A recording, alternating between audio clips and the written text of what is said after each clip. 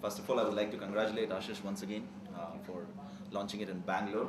And I also would like to wish him that it becomes a huge hit and eventually it gets converted into a movie and I get to play one of the characters.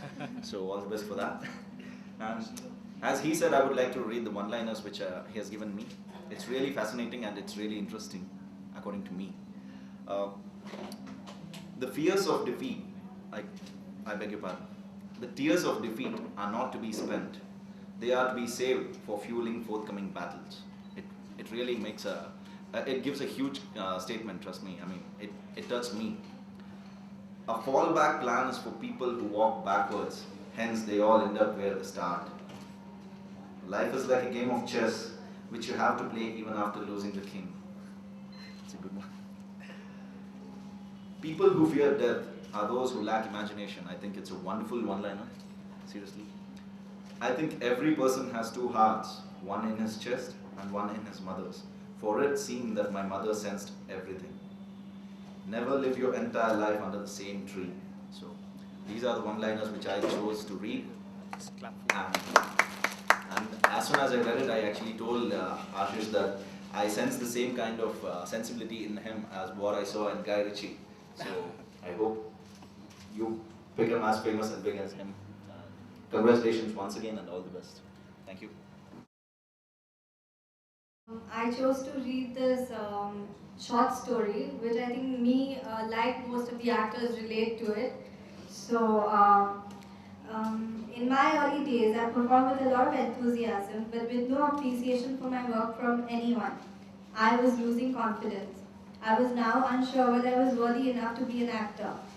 In a few months, the guru was to announce names of people who, according to him, were wasting time in pursuing the dreams of challenging the rings. I feared the worst.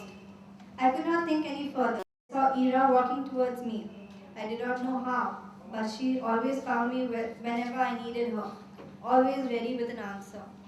You haven't heard my famous fable, a horse and a donkey, she exclaimed teasingly.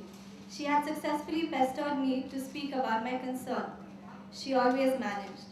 I think nothing interested her more than an opportunity to tell a story or a poem. Once upon a time, she sat down next to me and started.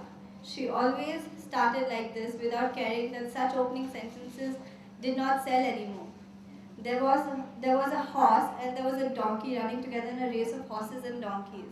A point came in the race when they found themselves running side by side.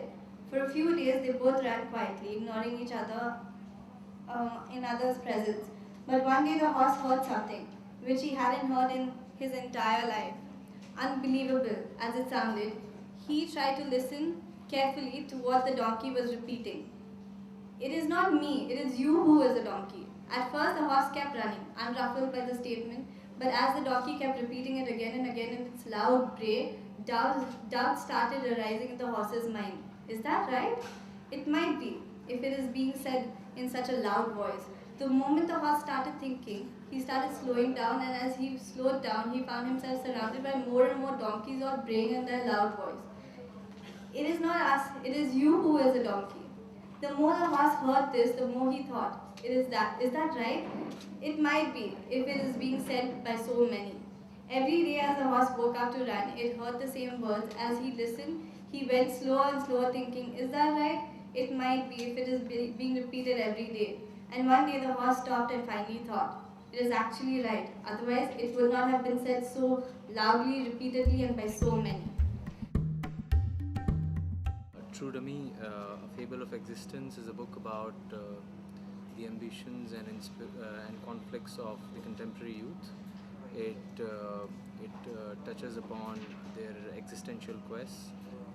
It's about the journey of two village boys who want to conquer the world, and it's through their journey that the readers would come to know about their own conflicts, their own dilemmas of life, their own ambitions, and it's an inspirational book and which drives the youth towards purposeful existence.